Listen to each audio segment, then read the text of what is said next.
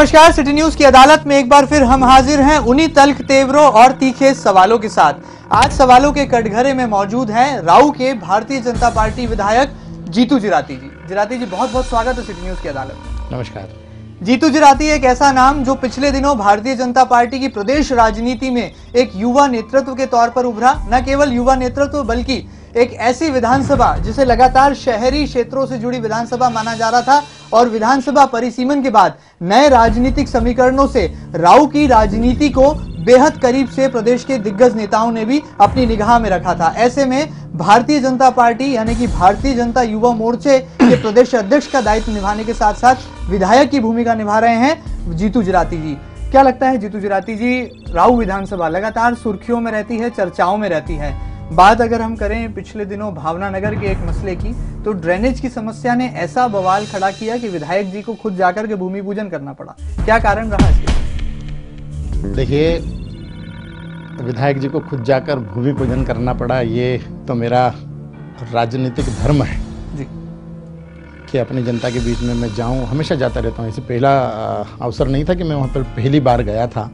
भावना नगर की जो समस्या थी, वो समस्या का एक झटके में पटाक्षेप हमने किया और उसको करने के पीछे जो हमारा मूल उद्देश्य था वो ये था कि वास्तव में वहाँ की जनता कई वर्षों से परेशान थी। वहाँ की एक्चुअल परिस्थिति ये है कि वो दो पंचायतों में बटी हुई एक गली है, एक पतली सी गली है। गली के एक तरफ पालदा पंचायत का हिस्सा आता है, दूसरी तरफ आता है लिंबोदी पंचायत का। दोनों के सरपंच अलग अलग है। अब वो जिस समय वो भावना नगर वहाँ पर बसी थी, उस समय की पॉपुलेशन के हिसाब से वहाँ पर ड्रेनेज लाइन डली हुई थी। बहुत पतले और छोटे पाइप वहाँ पर होते थे। मुझे विधायक बने हुए 4-4.5 साल वहाँ पर हुए हैं। विगत 15 सालों से उनकी दिक्कत और परेशानी थी। वहाँ पर जो पहले भी जनप्रतिनिधि थे उनके पास भी परेशानी गई होगी और यह सही बात है कि उन लोगों ने मुझे भी कहा था। लेकिन जब उसका एस्टीमेट हमने बनवाया तो उसका एस्टीमेट हमने जब बनवा कर देखा तो लगभग 25 से 26 लाख रुपए की लागत उसमें लगना थी। अब मैंने विधायक होने के नाते एक पंचायत के उस छोटे से हिस्से के लिए मैंने अनेक विभागों में बात करी। मैंने कलेक्टर से बात करी, मैंने कमिश्नर से उसके मामले में बात करी थी कि कोई ऐसा फंड उसके लिए हमको मिले कि उन लोगों को राहत मिले। और उन लोगों को मैंने आश्वस्त भी किया था कि मैं करूंगा इस काम को और मैं ही कर सकता था, मैं ही कर सकता हूं। ये बात भी सही है। इसलिए मैंने अपने प्रयास किए कि कहीं न कहीं आदिम जाति विभाग को मैंने लिखा, कई बार पत्र लिखा। उनके जो मंत्री थे मैंने उनसे जाकर मुलाकात की, उनसे बातचीत की। लेकिन किसी न किसी तरह से गोलमोल वो मामला होता चला जा रहा था और उसका कोई पूरी तरह से हल निकलता हुआ नज़र नहीं आ रहा था। फिर मैंने देखा कि इसकी राशि का सिर्फ एक ही रास्ता हो सकता है और वो है विधायक निधि। अब विधायक निधि से 25 लाख रुपए देना एक पंचायत के एक छोटे से टुकड़े को, ये मुझे अपने दृष्टिकोण से इसलिए देखना पड़ता है क्योंकि मेरे पास लगभग 40-42 पंचायतें हैं। एक नगर पंचायत है, विधानसभा क्षेत्र में नगर निगम क्षेत्र के लगभग 4 वार्ड है और राशि हमारे पास सीमित होती है 80 लाख रुपए। 80 लाख रुपए से 7 लाख रुपए स्वेच्छानुदान के और जनसंपर्क निधि के कट जाते। कुल मिलाकर 72-73 लाख रुपए की राशि होती है। उसमें इतना बड़े क्षेत्रों को कवर करना और एक जगह पर 25 लाख रुपए मेरे को देने की अनुमति भी नहीं है उसमें। मैं अगर चाहूं तो भी नहीं दे सकता क्योंकि कुछ शासन प्रशासन के नाम से हो। आपकी इसी मजबूरी का फायदा उठाया विपक्षी नेता जीतू पटवारी? नहीं, देखिए वो क्या है कि किसने क्या फायदा उठाया ये मुझे नहीं पता। उन्होंने क्या किया ये भी मुझे नहीं पता। मैंने क्या किया ये मुझे पता है। मैंने इस पूरी व्यवस्था को देखते हुए तत्काल मैंने इस बात को जाना। मैंने कलेक्टर से बात करी। कलेक्टर साहब ने मुझे कहा कि विधायक जी ऐसा मामला है, आपको उसमें विधायक निधि से आप पैसा देंगे तो ठीक रहेगा। मैंने जिला योजना में पूरा मामला रखा। उसको हमने 2 भागों में बांटा और लगभग 10.5 लाख रुपए हम पहली किस्त के रूप में विधायक निधि से उनको देंगे। उसके बाद फिर मैंने जिला पंचायत के जो हमारे अध्यक्ष हैं उनसे आग्रह किया कि आपके क्षेत्र में आता है क्योंकि ग्रामीण क्षेत्र है, तो 5 लाख रुपए की तत्काल स्वीकृति उन्होंने की। और अन्यत्र जो मत था हमारे जो जिले के प्रभारी मंत्री माननीय गोपाल भार्गव जी, मैंने उनसे आग्रह किया कि आपके विभाग का मामला है 5-7 लाख रुपए की और घट जो रहे हैं वो आप हमको दो। तो उन्होंने भी स्वीकृति मेरे को इस बात के लिए दी। और एक दिन में कोई बहुत बड़ा मुद्दा नहीं था, कोई बहुत बड़ी बात नहीं थी। ये बात है कि समस्या बड़ी थी और उन लोगों के लिए समस्या बड़ी थी, वो मेरे लिए भी थी। चैलेंजिंग मैटर था। मैंने अपने प्रयास किए शासन के माध्यम से, कहीं ना कहीं बहुत सारे ऐसे काम हो सकते थे। लेकिन देरी हुई कहीं ना कहीं इस वजह से। देखिए, देरी तो वो पिछले 15 साल से थी। पिछले 15 साल से वो लोग कष्ट पा रहे थे और मैंने कई बार उन लोगों को जाकर किया कि मैं ये इस काम को करूंगा। बबंडल खड़ा करना, बवाल खड़ा करना किसी तरह की जिंदाबाद मुर्दाबाद के नारे लगाना ये मेरा काम नहीं है। मैं वहाँ से चुना हुआ जनप्रतिनिधि हूँ, विधायक हूँ। उन लोगों की समस्या, हमारे पड़ोस की जो पंचायत है उनके सरपंच है समंदर पटेल जी थे, जो कांग्रेस के कार्यकर्ता हैं, लेकिन मेरे बहुत अच्छे मित्र हैं। और मित्रता इसलिए है क्योंकि हम एक सौहार्दपूर्ण वातावरण में मिलते हैं। एक अपनी आपसी लड़ाई एक अलग हो सकती है विचारधारा की उस समय जब हम चुनाव लड़ते हों, लेकिन चुनाव के बाद अब जब जनप्रतिनिधि चुनकर आ जाता है तो मैं विधायक हूँ, मेरे सरपंच है, मैंने उनके साथ भी बैठकर चर्चा की थी। उन्होंने कहा था कि विधायक जी मैं इतना पैसा इसमें दे नहीं सकता, मेरे पास पैसा है नहीं, लेकिन मैंने उनको कहा था, बहुत पहले कह दिया था कि पालदा पंचायत के 5 लाख दें, 5 लाख रुपये आप दे दो, आपका भी कर्तव्य, आप दोनों सरपंच हैं, आपको वहाँ की जनता ने चुना है, 10 लाख रुपये मैं देता हूँ, ये समस्या का समाधान तभी से हो जाता है। बिल्कुल विधायक जी, ये तो हुई राशि की बात। वर्तमान में क्या सूरत हाल है भावना नगर का? क्या उनकी उस समस्या से उन्हें निजात मिल पाई है या वो रहवासी अब भी जो है नारकीय जीवन जीने को मजबूर? नहीं, देखिए वो जनता बहुत खुश है। वहाँ पर जब ड्रेनेज चौक हुई थी तो इसके पूर्व में भी जब वहाँ समस्या आई थी तो मैं नगर निगम की ड्रेनेज की जो गाड़ी है साफ़ करने की, उस गाड़ी को खुद लेकर गया था। वहाँ पर हमारे सरपंच को खड़ा किया, हमारे कार्यकर्ताओं को खड़ा किया, उसको साफ़ करने का 2-2 बार मैं काम करवा चुका हूँ। और अभी वहाँ पर जब मैं वहाँ पर गया था तो पूरे की पूरा भावना नगर भारतीय जनता पार्टी में हो गया। घर घर लोगों ने स्वेच्छा से अपने घरों पर भारतीय जनता पार्टी के झंडे लगाए, बैनर पोस्टर लगा दिए, रातों में पाइप का फोटो लगा दिया, विधायक जी का फोटो लगा दिया, वहाँ पर मिठाई लड्डू लोगों ने बांट दिए। मैं तत्काल वहाँ पर जाकर भूमि पूजन करके आया। उनका जो 10.5 लाख रुपये की राशि है वो हमारी पालदा पंचायत के खाते में जमा है। उसका इसलिए अभी हम शुरुआत उसकी नहीं कर रहे हैं, और वो सहमति से, वहाँ की जनता की सहमति से कि अभी जिस कष्ट में है वो इतना कष्ट नहीं है जितना कष्ट अगर हमने उसको खोद दिया और शुरुआत, क्योंकि रास्ता भी वही है, उनका आना जाना आगम निर्गम सब कुछ वही है। अगर हम उसको करेंगे तो वहाँ कीचड़ होगा, गंदगी और फैलेगी, और बारिश आप देख रहे लगातार गिरती जा रही। जैसे ही बारिश खत्म होगी तत्काल इंजीनियर सब लोग सब तैयार है वहाँ पर। हमने सब पंचायत को सब ठेकेदार वगैरह सब कंप्लीट है वहाँ पर काम। जैसे ही बारिश कम होगी एक चुटकी में उस काम को हम निपटा देंगे। बिल्कुल। बहरहाल यहाँ पर ये जनता तय करे कि इस अपनी सादगी भरे अंदाज के साथ राजनीति करने वाले विधायक जीतू जराती कितने संवेदनशील हैं भावना नगर के मसले को लेकर, और राऊ विधानसभा जहां पर राउडी राजनीति का कहीं ना कहीं पिछले दिनों बोलबाला था वो किस कदर अब नियंत्रण में आ पाई है, और कैसे विपक्षी कांग्रेस नेता यानी कि जीतू पटवारी ने जिस मुद्दे पर सियासत गरमाई थी उस मुद्दे को कैसे ठंडा पानी डालकर विधायक जी ने शांत किया है, इसका फैसला भी अब जनता को करना होगा। आगे बढ़ते हैं। विधायक जीतू जराती, पिछले दिनों भारतीय जनता युवा मोर्चे के प्रदेश अध्यक्ष का दायित्व भी आपने निभाया। भाजपा संगठन के सबसे चहेते विधायकों में आपकी गिनती शुमार है। ऐसे में वर्तमान दौर मिशन 2013 बेहद नजदीक है, कितनी तैयार है भारतीय जनता पार्टी राऊ विधानसभा में? देखिए, भारतीय जनता पार्टी सिर्फ राऊ विधानसभा में तैयार नहीं है जी। मध्य प्रदेश के 230 विधानसभा में भारतीय जनता पार्टी तैयार है जी। और भारतीय जनता पार्टी तो राजनीतिक दल है, हमको तो हमारी तैयारी करनी ही है। लेकिन आप इस बार जो परिवर्तन देख रहे हैं पूरे प्रदेश के अंदर, आपने देखा होगा, आप देखेंगे इस बात को लेकर कि जनता बहुत मूड में है। भारतीय जनता पार्टी के पक्ष में खड़ी रहने के लिए जनता बहुत मूड में दिखाई दे रही है। आप लोग देखेंगे कि हमने जितने जन कल्याणकारी योजनाएं मध्य प्रदेश की सरकार ने लाए हैं वो एक रिकॉर्ड है, देश के अंदर नहीं दुनिया के अंदर रिकॉर्ड है। जिस तरह से हमारे मध्य प्रदेश की सरकार ने जो काम जनहित में किए हैं, उन जनहित के कामों को देखकर पूरी की पूरी जनता, मैं युवा मोर्चा के प्रदेश अध्यक्ष होने के नाते पूरे मध्य प्रदेश के मैंने कई बार दौरे किए हैं, सभी संभागीय जिला स्तर तक, यहाँ तक कि मंडल स्तर तक पे मैं लगभग पहुँचा हूँ।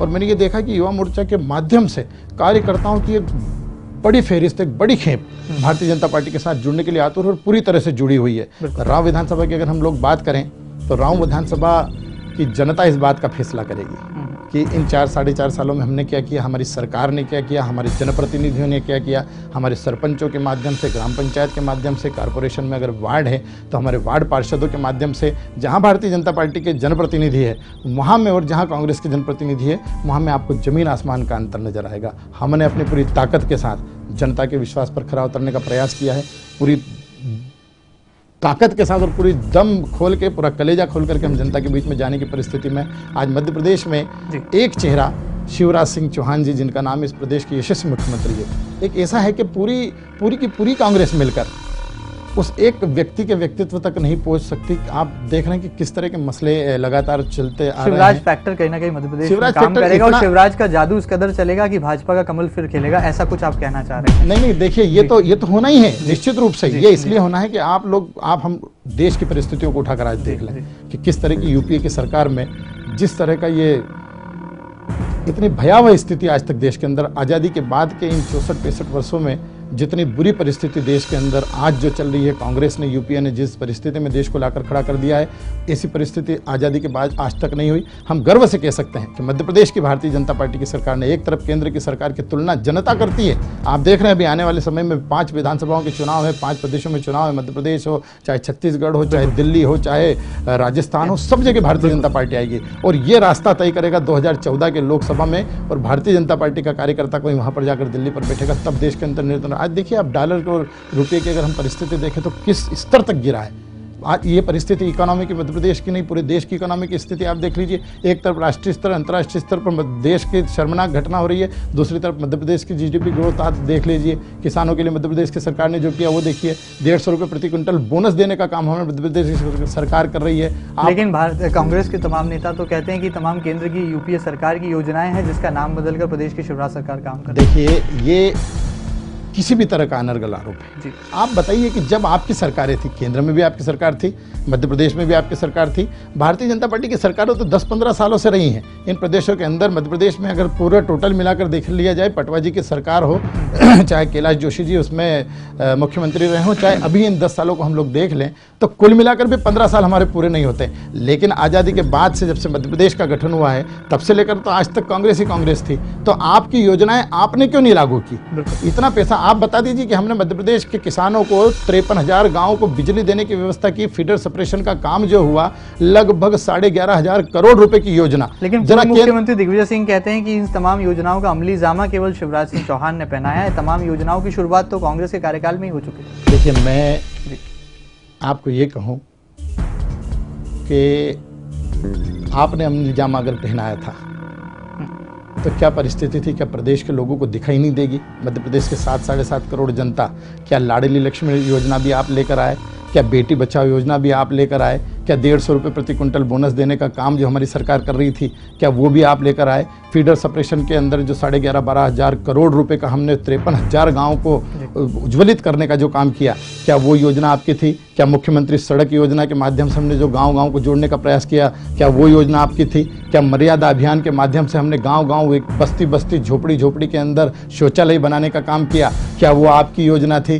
क्या आपकी ये योजना थी कि हम गाँव में जाकर सीधा मुख्यमंत्री जी ने कह दिया कि किसी को बिचौलिए का आने की आवश्यकता नहीं है? अगर 5,000 की जनसंख्या की पंचायत है, वहाँ पर 15 लाख रुपए प्रति सालाना वहाँ के इंफ्रास्ट्रक्चर डेवलपमेंट देने के लिए, करने के लिए एक इतनी बड़ी योजना, पंच परमेश्वर योजना चलाई, क्या वो योजना आपकी थी? क्या मजदूर सुरक्षा योजना जो चल रही है वो योजना आपकी थी? क्या मुख्यमंत्री तीर्थ दर्शन योजना जो चल रही है वो योजना आपकी थी? क्या बेटियों की चिंता करके उनको पढ़ाने लिखाने की चिंता करने की बात हो रही थी, क्या वो योजना आपकी थी? क्या युवाओं को रोजगार दिलाने के लिए उनकी गारंटी मध्य प्रदेश की सरकार और मुख्यमंत्री दे रहे हैं, क्या ये योजना आपकी थी? बताइए कौन सी योजना, और अगर ये योजना आपकी थी तो आपने अपने समय इसको अमल में क्यों नहीं? बहरहाल इसे विपक्षियों और सत्ता पक्ष के बीच में अक्सर इसी तरह के मुद्दों को लेकर हमेशा चर्चाएं गर्म रहती हैं। स्थानीय मुद्दों पर फिर लौटते हैं। राऊ विधानसभा की अगर हम बात करें तो विपक्षी नेता हैं कांग्रेस के जीतू पटवारी। उनका आरोप है कि उन्होंने चुनाव हारकर भी 4.5 साल जनता के कंधों से कंधा मिलाकर सेवा की, उनके हर सुख दुख में उनके साथ खड़े रहे, लेकिन विधायक जी कहीं ना कहीं नदारद रहे। क्या इस बात में है दम? देखिए जीतू पटवारी जी के लिए मैं इतना कहूँगा कि वो मेरे मित्र हैं। व्यक्तिगत रूप से अगर देखा जाए तो एक बहुत अच्छे इंसान है, मैं प्रशंसक हूँ उनका, एक अच्छा राजनीतिज्ञ भी हम उनको कह सकते हैं। लेकिन आरोप प्रत्यारोप की जहाँ तक बात है, उन्होंने अगर किसी तरह का आरोप लगाया है तो ये मैं उसका भी सम्मान करता हूँ। वो इसलिए करता हूँ कि वो भी एक राजनीतिक कार्यकर्ता है और उनका राजनीतिक धर्म है ये कि प्रतिपक्ष के ऊपर, क्योंकि मैं उनका प्रतिपक्ष हुआ, भारतीय जनता पार्टी उनकी प्रतिपक्ष हुई, मैं उनके सामने विधानसभा का चुनाव लड़ा था, विधायक हो गया, तो ये आरोप प्रत्यारोप लगाना ये राजनीति में, लोकतंत्र में एक स्वस्थ परंपरा है जी। मैं इसका विरोध बिल्कुल नहीं करूंगा, लेकिन मुझे किसी से, न कांग्रेस से, न कांग्रेस के किसी कार्यकर्ता से सर्टिफिकेट की आवश्यकता नहीं है। सर्टिफिकेट मुझे जनता ने दिया है। मैं जनता के बीच में जाकर दमदारी से अपनी बात रखकर, और बात रखने की आवश्यकता भी नहीं है, क्योंकि जनता ने मुझे देखा है, मेरे काम को देखा है, मेरी सरकार को देखा है, मेरी सरकार के काम को देखा है। और महेंद्र जी, मैं आपसे एक बात पूछता हूँ, एक सवाल करता हूँ। ये मेरा सौभाग्य है कि ये जिस फोरम पे मैं बैठा हूँ, ये एक इतना उचित फोरम है कि मैं हर जनता के पास, लोगों के पास नहीं पहुंच सकता, ना लोग मुझसे पहुंच सकते हैं। मैं कार्यकर्ताओं के पास मिलता हूं, अपने क्षेत्र में जाता हूं, घूमता हूं, लोगों से मिलता हूं, जाता हूं। ये भी मैं दावा करता हूं कि जितना विधायक रहते हुए, चाहे मेरे ऊपर युवा मोर्चा की जिम्मेदारी रही हो, चाहे 3 साल तक जो जवाबदारी संगठन ने मुझे दी उसका मैंने जिम्मेदारी और कर्तव्य के साथ निर्वहन किया है, लेकिन अपनी उस जनता को कभी नहीं छोड़ा। एक गाँव ऐसा आप मुझे बता दें, एक वार्ड ऐसा बता दें, एक मोहल्ला आप ऐसा बता दें जो ये बात आकर कह दे कि ये विधायक जीतू जिराती 5 साल में हमने इनको सिर्फ 20 बार ही देखा। मैंने गांव को घूम दिया, लोगों से संपर्क, संबंध और संबंध के साथ साथ काम करने की ललक। आप इंफ्रास्ट्रक्चर की अगर बात करें, आप डेवलपमेंट की अगर बात करें, तो मैं आपसे ही पूछता हूं, मेरा यह सौभाग्य है कि आप मेरी विधानसभा के वार्ड क्रमांक 68 के अंतर्गत आते हैं और आपका निवास भी वहीं है। मैं आप ही बताइए कि उस पूरे वार्ड में आप उस पूरे क्षेत्र को जानते हैं, अन्नपूर्णा नगर, राजेंद्र नगर, या उस क्षेत्र की बात करें, आप मुझे बताइए कि विधायक जी आप कैसी बात कर रहे हैं। मैं खुद आपके क्षेत्र में रहता हूं, मेरे यहाँ पर पानी नहीं आता, मेरे यहाँ पर लाइट नहीं है। लेकिन सवाल यहाँ पर पूरी विधानसभा का है। एक वार्ड की अगर हम बात को छोड़ दें, एक वार्ड के नक्शे से अगर दूर चले जाएं, बात पूरी विधानसभा की है, जो लगातार समाचार पत्रों की भी सुर्खियां बनी। पिछले दिनों जिस तरह से ब्रिज को लेकर जनता में कहीं ना कहीं एक नाराजगी का आलम था, हालांकि आपने आवास एवं पर्यावरण मंत्री जयंत मलैया जी को दौरा करा के उन तमाम आरोपों का भी पटाक्षेप कर दिया था। बावजूद उसके ब्रिज के निर्माण की चाल बेहद ही धीमी है। कछुआ चाल से ब्रिज पूरे हो रहे हैं, जब बात चाहे राजेंद्र नगर ओवरब्रिज की कर लें या केशरबाग ओवरब्रिज की कर लें, दुर्घटनाएं हो रही हैं। कहीं ना कहीं मानवीय संवेदनाओं के नाते, राजनीति से परे, आप कितनी कोशिश कर रहे हैं जनता के लिए? देखिए, कोशिश नहीं है, मैं पूरी तरह से सफलतापूर्वक मैंने निर्वहन किया है। मैं यही बात आपको बताना चाह रहा था। बिल्कुल, कि पूरे मध्य प्रदेश में एकमात्र ऐसी विधानसभा है, राव विधानसभा, जिसके अंदर 3 आरओबी का काम चल रहा है, रेलवे और ब्रिज। उन रेलवे और ब्रिजों में मैंने माननीय मुख्यमंत्री जी से बहुत ही संवेदनशील तरीके से मांग की थी। जब वो राव में आए थे, मैंने कुछ अपनी ऐसी मांगे थी जो उस क्षेत्र के लिए बहुत आवश्यक थी। उसके अंदर एक रेलवे और ब्रिज का मैंने बड़ी बात उनसे कही थी कि आप कॉलेज की सौगात आपने दी। शासकीय कॉलेज की मैंने उनको बात की थी कि भाई साहब ये ग्रामीण क्षेत्र है, बहुत आवश्यकता होती है, दूर दराज गाँव से पढ़ने आते हैं, शिक्षा इतनी महंगी हो चुकी है कि एक आम गरीब परिवार का, एक किसान परिवार का बेटा, एक व्यक्ति अपने बेटा बेटी को पढ़ा नहीं सकता। मानवीय संवेदनाओं को देखते हुए हमने राव में शासकीय कॉलेज की मांग की। दूसरा, हमने इस राव से लगाकर पीथमपुर का जो बड़ा ट्रैफिक होता है, जिसके कारण एक्सीडेंट होता है, इधर बाईपास से तो हम सब लोग निकल कर आ जाते हैं, इधर से राव तरफ से भी आ जाते हैं, लेकिन इसके ऊपर बार बार वो ट्रैफिक ज़्यादा होने के कारण बंद होता है गेट, वहाँ बार बार ट्रैफिक प्रॉब्लम होती है। एक आरओबी की हमने मांग की। दूसरा, जो 2 आरओबी की हम बात करें तो एक केसर ब्रिज के बारे में हम बात करते हैं, दूसरा राजेंद्र नगर ब्रिज के बारे में। ये जो दोनों ब्रिज हैं, पीडब्ल्यूडी विभाग से मैंने इनको सैंक्शन करवाया। मुख्यमंत्री जी ने पीडब्ल्यूडी विभाग को किया, पीडब्ल्यूडी विभाग इसकी एजेंसी बनी। एजेंसी बनने के बाद ये लगभग 22 से 24 करोड़ रुपए की इसकी लागत थी। राव वाले ब्रिज की 24 करोड़ रुपए की लागत थी। मैं आपको दावे के साथ कह सकता हूँ, मैं सारा का सारा एक कागज लाया हूँ, कितने काम उसके हुए, उसका पूरा मैप लेकर आया हूँ, उसका नक्शा लेकर आया हूँ, आपके पास यहाँ रख कर जाऊँगा, और अगर किसी को उसका परीक्षण करवाना है तो वो करवा ले। पीडब्ल्यूडी विभाग का, हमारे विभाग का, मध्य प्रदेश शासन के विभाग से जो हमको काम करना था वो समय से पूर्व पूर्ण हो चुका है।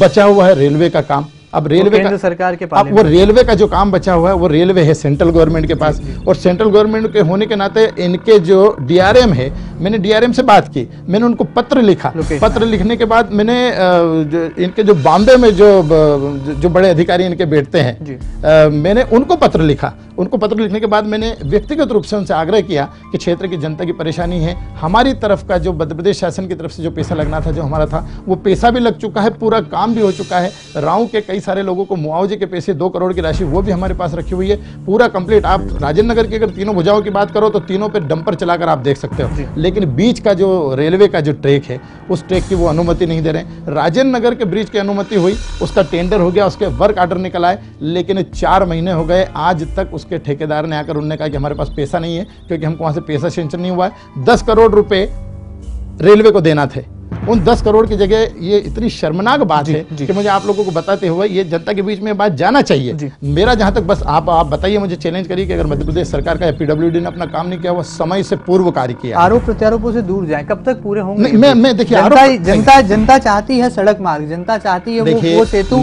जिससे जनता के वाहन गुजर सके। मैं सोल्यूशन आपको बता रहा हूँ, मैं बात बताऊंगा जो मेरे हाथ में है, वहां तक का मैं दोषी आपका। अगर मध्य प्रदेश शासन इसमें लेट लतीफी करता, पीडब्ल्यूडी अगर इसमें लेट लतीफी करती, अगर फंड निकल कर यहाँ तक नहीं आता, तो मैं मध्य प्रदेश सरकार का विधायक होने के नाते मैं जनता का दोषी रहता। मतलब जो विपक्षी आरोप लगाते हैं वो बेबुनियाद है। आप बताइए, और मैं इस बात के लिए मैं सामने आमने बैठकर बात कर सकता हूं किसी से भी। मेरे पास पूरे पीडब्ल्यूडी विभाग के कागज हैं, उसका पूरा मैप है, नक्शा है।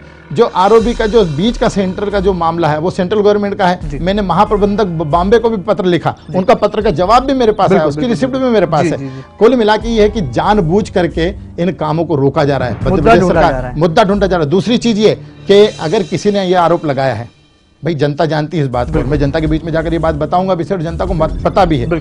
लेकिन जिन्होंने मुझ पे अगर इस बात का आरोप लगाया है कि मैं इस मामले में तो बहुत बुरी बुरी उनकी वो करता हूँ कि निंदा करता हूँ, फलाना करता हूँ, यस, जो भी देखिए मैं फिर कहूँ कि मुझे जनता मार्क्स देगी, बिल्कुल ठीक है ना। जो जिसका धर्म ही मेरा तिरस्कार करना है या जिसका धर्म ही प्रतिपक्ष का है, मैं उन पे अभी आरोप नहीं, मेरे आलोचना करना मेरा काम ही नहीं रहा। मैं तो अपने आलोचकों का भी प्रशंसक हूँ।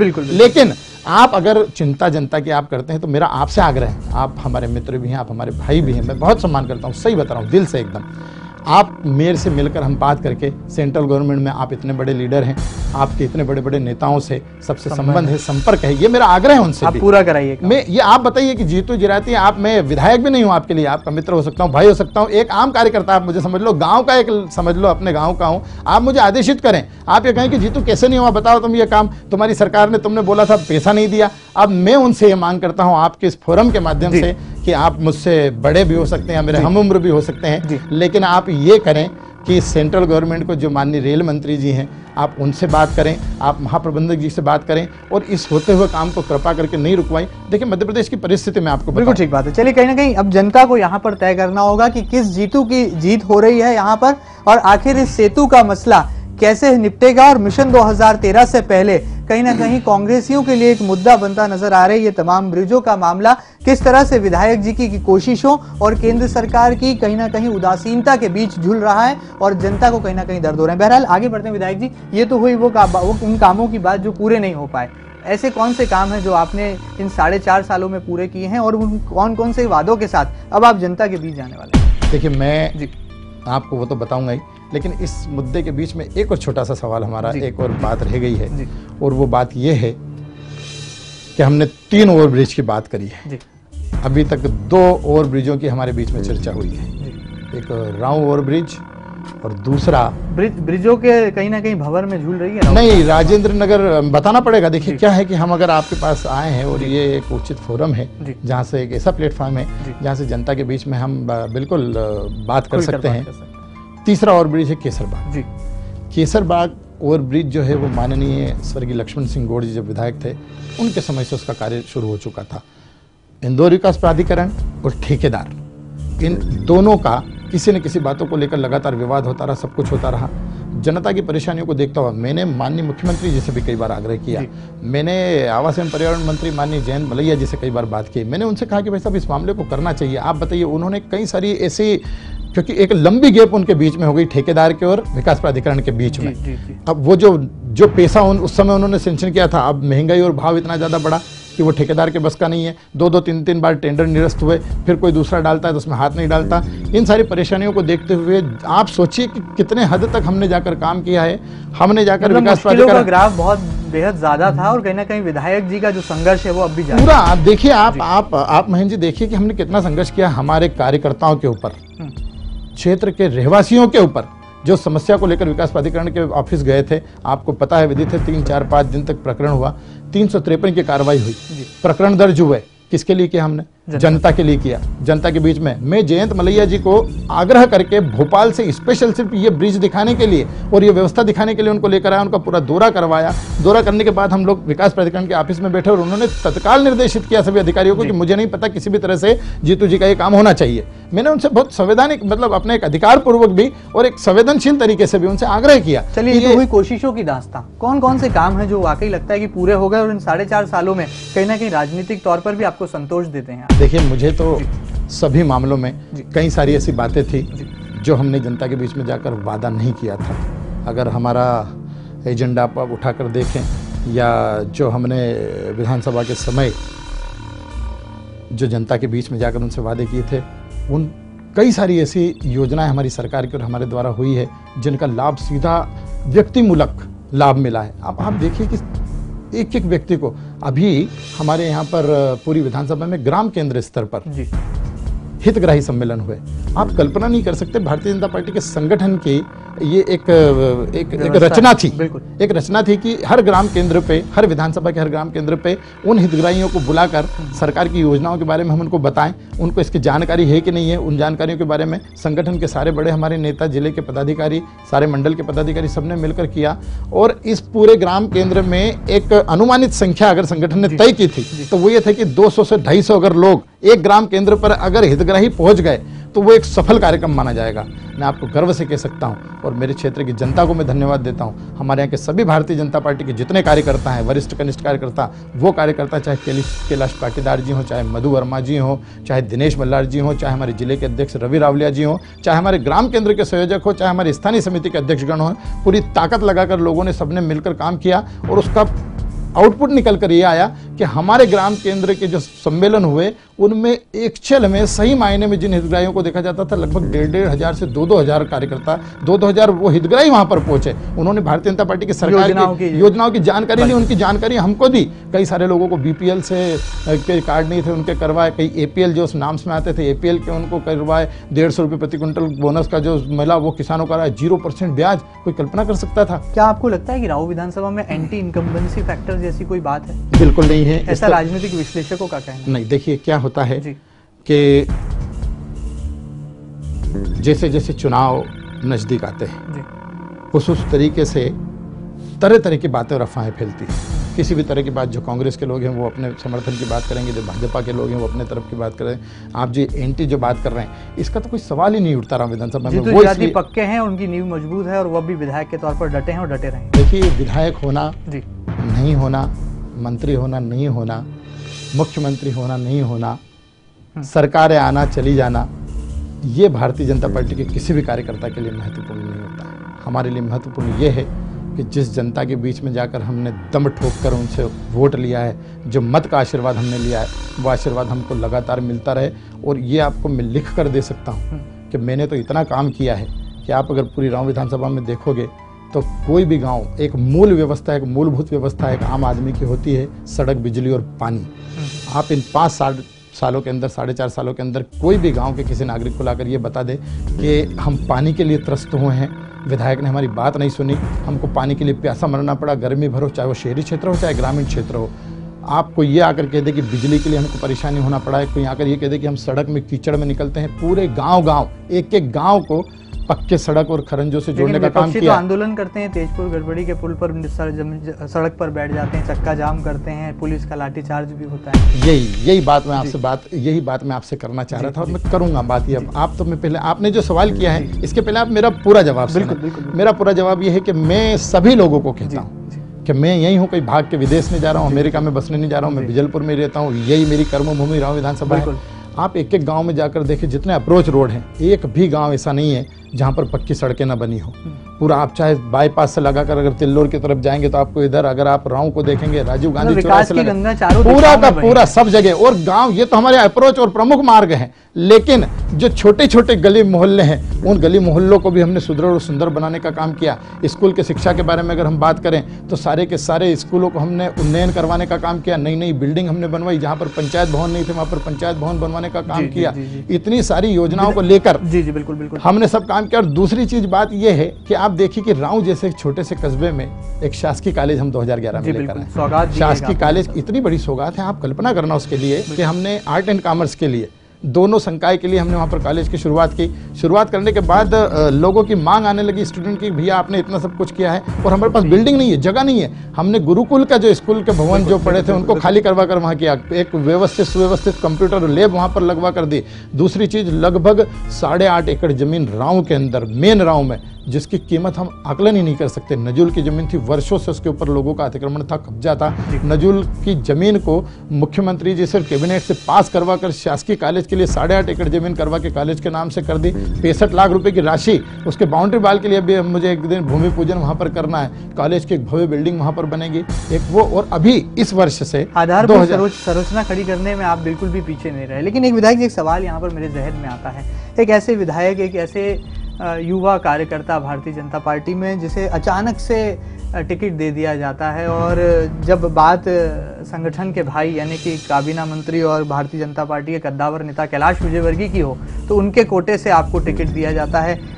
चुनाव की टिकट दिलाने से लेकर जिताने तक की जिम्मेदारी जब मंत्री जी खुद संभाल रहे हो तो भला जीतू जराती जी कैसे अव्वल ना आएंगे। कितना मुश्किल कितना आसान होता है आपको अब विधायक की भूमिका में रहना, क्योंकि एक ऐसी विधानसभा जहां पर भाजपा के दिग्गज नेताओं की नजरें हमेशा गड़ी रहती हैं। बात हम कर लें पूर्व इंदौर विकास प्राधिकरण के अध्यक्ष मधु वर्मा की, या हम बात कर लें कृषि उपज मंडी के अध्यक्ष सोमेश्वर पटेल की, या हम अन्यत्र किसी बड़े भारतीय जनता पार्टी के नेता की बात करें, तमाम नेताओं की नजरें गड़ी हैं और एक युवा विधायक संघर्ष कर रहा है, विपक्ष से भी लड़ रहा है और अपनी पार्टी के वरिष्ठ नेताओं को भी जवाब दे रहा है। कितना मुश्किल कितना आसान? देखिए, बिल्कुल भी मुश्किल नहीं है, और मैं बिल्कुल जिन लोगों के आपने नाम बताए हैं उनसे मेरा बिल्कुल संघर्ष नहीं है। अगर मेरी पार्टी के लोगों की आप बात संघर्ष तो विपक्ष से बात कर रहा हूँ, विपक्ष से अगर आप संघर्ष की बात कर रहे हो तो मैं हंसते खेलते ये सब कुछ कर गया।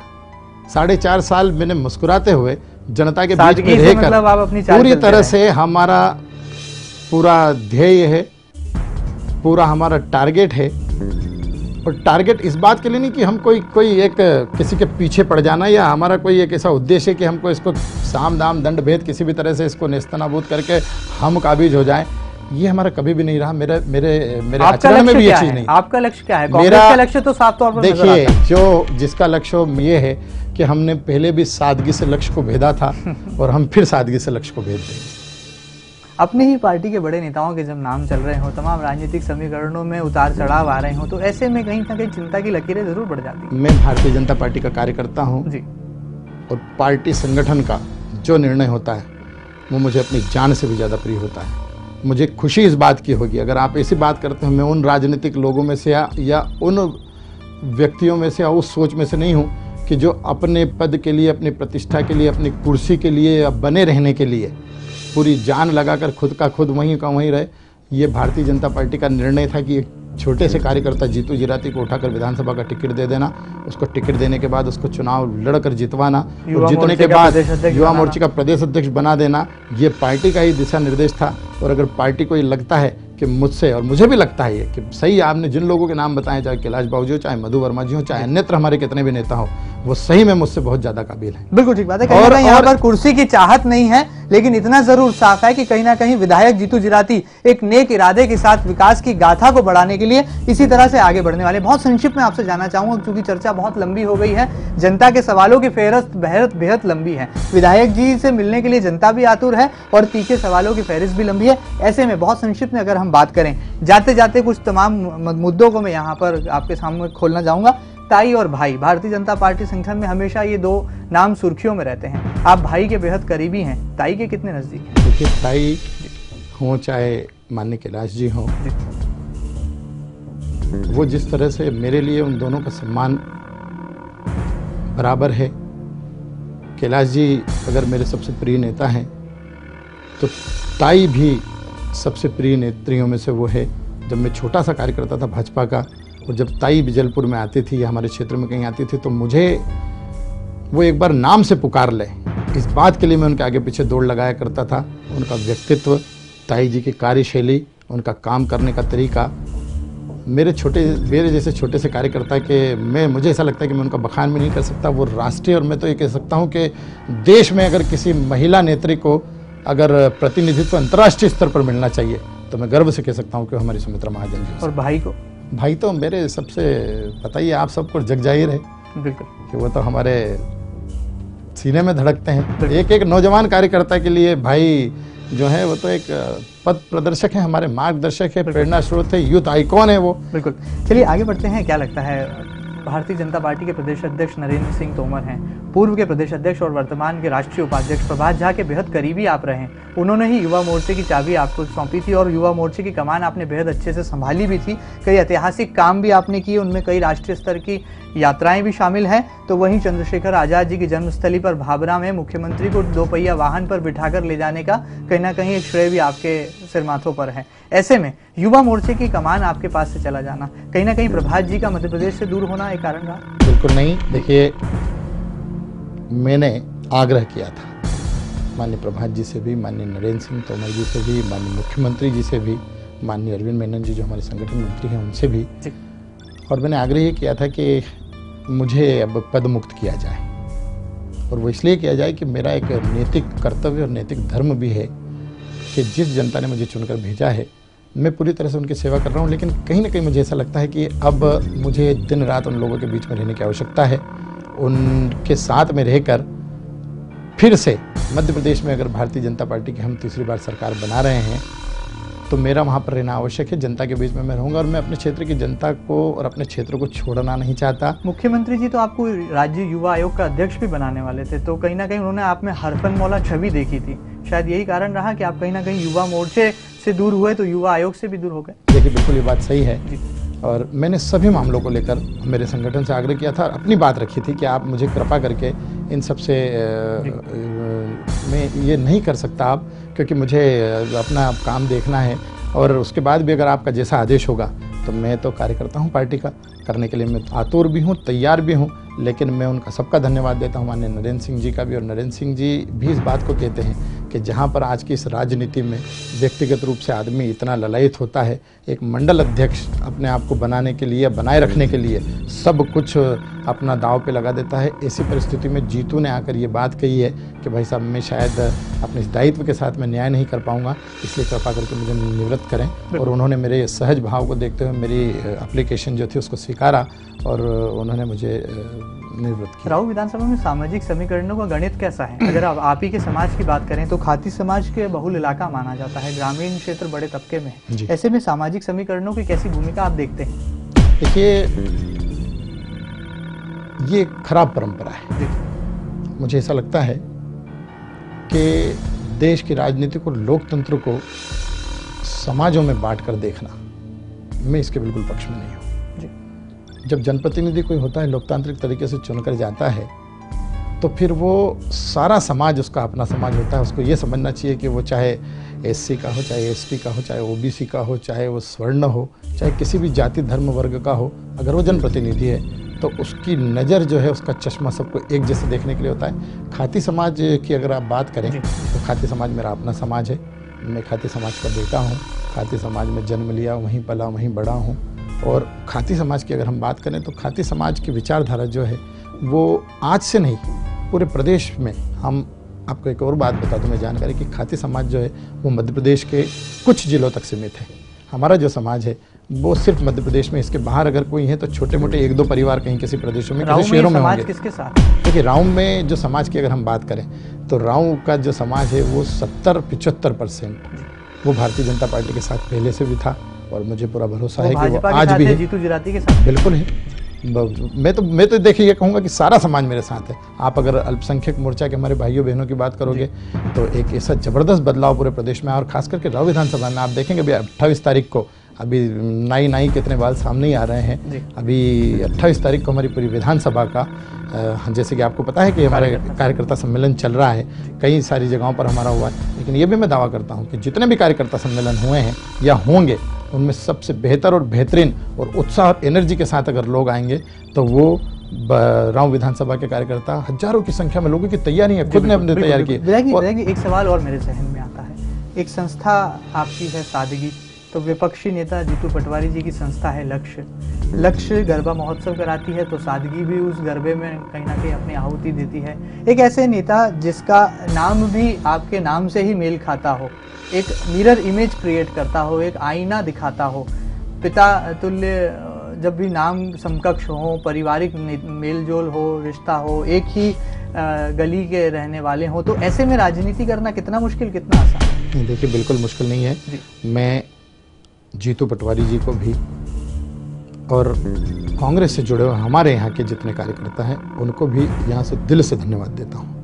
किस चीज़ के लिए? वो इस बात के लिए कि जब भी चुनाव होता है, एक राजनीतिक विचारधारा को लेकर हम लोग अपना चुनाव लड़ते हैं, स्वस्थ परंपरा का निर्वहन करते हैं, और किसी तरह की ऐसी कोई बात हमारे यहाँ बताइए। अब जिस समय चुनाव हुआ, हम दोनों एक ही गांव, बिल्कुल आप सही कह रहे हैं, दोनों एक ही गांव के बेटे, एक ही समाज, दोनों की उम्र एक, लगभग दोनों ने लगभग एक दायित्वों का निर्वहन हमने सेम किया। जब वो जिलाध्यक्ष थे यूथ कांग्रेस के, फिर मैं युवा मोर्चे का जिलाध्यक्ष बना। वो कांग्रेस के खाती समाज के एक अच्छे नौजवान के रूप में उनको देखा जाता था, तो मुझे भारतीय जनता पार्टी के एक अच्छे कार्यकर्ता के रूप में समाज के देखा जाता था। दोनों पैरेलल चले, समाज ने भी दोनों को साथ में एक साथ सपोर्ट करके खड़ा, लेकिन हमारे समाज का समय बड़ा दुर्भाग्य रहा। बाजी मार गया जीतू जिराती। नहीं, देखिए, बाजी मारना और ये सब चीज़ें, ये सब विचारधारा की लड़ाई होती है। भारतीय जनता पार्टी और कांग्रेस की विचारधारा की लड़ाई थी। मैं व्यक्तिगत रूप से आपको फिर कहता हूँ कि मैं उनका प्रशंसक हूँ। किसी भी तरह की ऐसी कोई बात हमारे यहाँ पर नहीं हुई। गाँव में से जब हम निकल के जाते थे दोनों, तो ये आप बता नहीं सकते कि कौन किसका समर्थक है। किसी ने आखिरी तक वोटिंग होने तक ये बात समझ में नहीं आने दी कि कौन किसके साथ खड़ा, कुछ नहीं। उन्होंने, गांव के लोगों ने ये तय किया, समाज के लोगों ने, कि दोनों हमारे बेटे हैं, जो जीते जो हारे वो उनका अपना भाग्य है। अभी भी इस तरह कंफ्यूजन बरकरार है? नहीं, देखिए, कंफ्यूजन और कुछ तो होते हैं अपने अपने समर्थक, वो तो है ही है, लेकिन परिस्थिति तो उसी टाइप मुझे नजर आती है कि कोई बहुत बड़ा फेरबदल इसमें होने, और वो हमेशा, अगर हम दोनों एक ही जगह से एक ही सीट से लड़ेंगे तो ये परिस्थिति वहाँ सामाजिक रूप से तो होना है। टीम जीतू जिराती में कौन कौन से चेहरे शामिल हैं? ऐसा कहा जाता था कि जब ताई और भाई ने जब मोहर लगा दी जीतू जिराती के नाम पर, तो टीम जीतू जिराती भी खड़ी हो गई। जब युवा मोर्चे के प्रदेश अध्यक्ष हों विधायक जीतू जिराती, तो अपने आप युवाओं की फौज पीछे चलती थी। आपने नगर अध्यक्ष बनाए गोलू शुक्ला, आपने जिला अध्यक्ष बनाए सावन सोनकर। सावन जी अब भी बरकरार हैं, गोलू को अपने दोबारा घोषणा का इंतजार है। ऐसे में जो युवा टीम बनाई थी, टीम जीतू जिराती में कौन कौन से चेहरे आज भी शामिल हैं, जो विधानसभा में भी काम कर रहे हैं और युवा मोर्चे में भी भूमिका निभा रहे हैं? देखिए, मैं प्रदेश अध्यक्ष युवा मोर्चे का था, उस नाते संगठन का जैसा दिशा निर्देश हुआ, ये बिल्कुल कहना सही नहीं होगा कि गोलू शुक्ला जी हों, चाहे सावन सोनकर जी हों, चाहे मध्य प्रदेश के संगठनात्मक 55 जिलों में जितने जिलाध्यक्षों की हमने नियुक्ति की, उनमें कहीं भी मेरा हस्तक्षेप नहीं था। उन कार्यकर्ताओं का चयन करके उनको उस पद पर दायित्ववान बनाया, जो उस व्यवस्थाओं को संभाल कर और व्यवस्था संभालने के साथ साथ पार्टी की विचारधारा का विस्तार करे। और मैं गर्व से इस बात को कह सकता हूं कि मध्य प्रदेश के 55 संगठनात्मक जिलों में जहां जहां जिस कार्यकर्ता को दायित्व दिया, वो उसने अपना काम किया। मैं 2 भागों में बटा हुआ था। अगर युवा मोर्चे का काम देख रहा था तो उसका एक अपना अलग ही था पूरा मायना।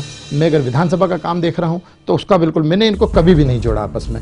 मेरे युवा कार्यकर्ता या अन्य कार्यकर्ता जो अपनी विधानसभा के, वो अपनी विधानसभा में एक पूरी इकाई है, ऊपर से लेकर नीचे तक, नीचे की बूथ स्तर की इकाई से लेकर ग्राम केंद्र संयोजक से लेकर पालक से लेकर संयोजक से लेकर मंडल अध्यक्ष से लेकर जिला अध्यक्ष तक का पूरा ये भारतीय जनता पार्टी है। यहाँ पर पूरा का पूरा एक सिस्टम है, परिवार, ये प्राइवेट लिमिटेड नहीं है कि कोई भी अपने हिसाब से किसी को नहीं है। विधानसभा में कहीं कोई टीम, देखिए, टीम जीतू जिराती नहीं है, टीम भारतीय जनता पार्टी है। जीतू जिराती भारतीय जनता पार्टी का एक चेहरा है, जिसको उन्होंने टिकट दिया, वो विधायक है। अगर मैं कल नहीं भी होता हूँ तो वो की वही टीम है। एक व्यक्ति जब चलता है तो उसकी टीम आकर चली जाती है, उस संगठन का नेस्तनाबूद हो जाता है। जीतू जिराती सिर्फ एक व्यक्ति का नाम है जिसका निर्णय संगठन ने किया है। जीतू जिराती अगर हटता है तो जीतू जिराती भी उस कार्यकर्ता की टीम में शामिल होगा।